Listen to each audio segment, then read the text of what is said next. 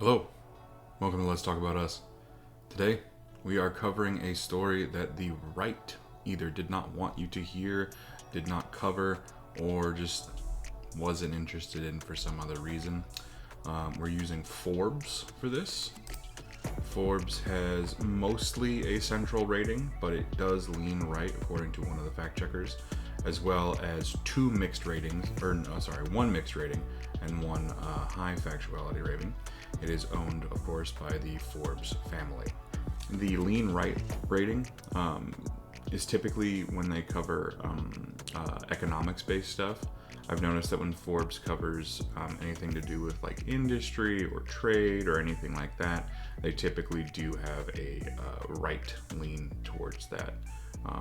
But I mean, of course they do. They're a business magazine, right? They're a multi-million dollar essentially industry news center. So they're gonna lean a little bit, just a little. But that's not what we're talking about, man. We're talking about Ginni Thomas. Ginni Thomas, wife of Clarence Thomas, lauded group for opposing Supreme Court reform. Now, if you don't know anything about Ginni Thomas, Ginni Thomas is essentially, you know that woman that you've met where their husband is in the military and they think they also have their husband's rank? She is the Supreme Court Justice version of that. This article was written by Allison Dirk, one of the Forbes staff. Ginni Thomas, the wife of Supreme Court Justice Clarence Thomas, privately praised a conservative legal group focused on religious liberty after it opposed efforts to reform the High Court this summer. After Thomas and his wife's ethics controversies sparked concerns about the court. If you're not familiar with that, Thomas was found out to have been accepting essentially bribes, gifts and whatnot from people who wanted him to do things, and just was openly admitting it, openly talking about it. I believe AOC tried to get him impeached on that, but I don't think that's going to go anywhere, unfortunately. Ginni Thomas sent an email in July to First Liberty Institute after it was outspoken against President Joe Biden's endorsement of court reform measures, and the group's president, Kelly Shackelford, recounted the Justice Wife message to donors during a July 31st phone call. Biden endorsed term limits and a binding code of ethics for justices in July, following a series of ethics controversies that included concerns about Ginni Thomas's right-wing activism and gifts that her husband received from wealthy friends. Shackelford told supporters, Ginni Thomas said in an email, she cannot adequately express enough appreciation for you guys pulling into reacting in Biden effort on the Supreme Court. As First Liberty was vocally opposed the reform efforts online, in the media, and by launching a petition opposing the proposals. You guys have filled the sails of many judges, Thomas wrote. Shackelford recounted on the call, adding, "Can I just tell you, thank you so much." First Liberty has repeatedly had business before the court, including representing Maine families who led the court to allow public funding for religious school tuition, a football coach who prayed on the field, and a baker in Oregon who refused to bake a cake for a same-sex wedding. All the greats are here. Ginni Thomas's lawyer has not yet responded to a request for comment, and First Liberty General Counsel Haram Sasser told ProPublica in a statement, the organization is extremely alarmed on our democracy, and judicial independence is fighting to bring attention to this dangerous threat. Shackelford also slammed left-leaning Justice Elena Kagan on the phone call for supporting ethics reforms at the Supreme Court, claiming it shows Democrats are doing everything in their power to attack. Oh yeah, they're attacking the court. Totally. Trying to keep the court accountable is attacking the court. That is incredible, somewhat treasonous what Kagan did. Shackelford said, according to ProPublica. The Chief Justice rules the court. They're trying to keep the other branches hands off them. And then you've got Kagan from the inside really being somewhat disloyal and somewhat treasonous in what she's doing.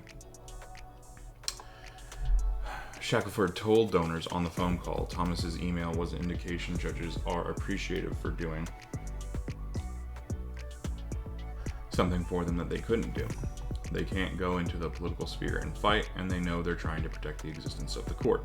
Shackelford said, according to a recording of the phone call published by ProPublica.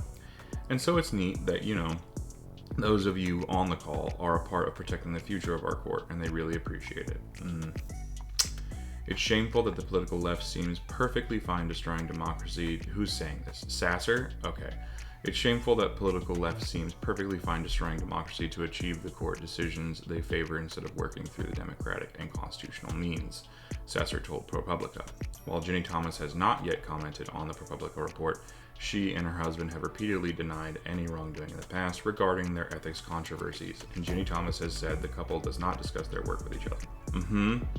Yeah, sure. I believe that. Why not? While Biden has endorsed efforts to impose a binding code of ethics and term limits, the measures face long odds of actually happening. Republican lawmakers have been staunchly opposed to any efforts to reform the court, of course, claiming Democrats are trying to retaliate against decisions they don't like. It's more than the Democrats. That makes it all but impossible that any measure could get the votes needed to pass, even if Democrats get control of the House and Senate in November. Democrats could try to pass legislation if they were to abolish the filibuster in the Senate, which would allow reform measures to pass with a simple majority rather than 60 votes. ProPublica notes First Liberty has lobbied against filibuster. Oh, really? Have they? Reform in the past, and claims to have successfully helped persuade Senators Joe Manchin and Kyrsten Sinema not to support it. We stopped this from happening, Shackelford alleged on the call. The Supreme Court has faced growing criticism for a series of ethics controversies that have ramped up pressure for justices to have a binding code of ethics like lower federal judges. Yeah, what does it say to people like you and me that lower courts have to, behave ethically and not be partisan, but like literally the highest court in the land doesn't?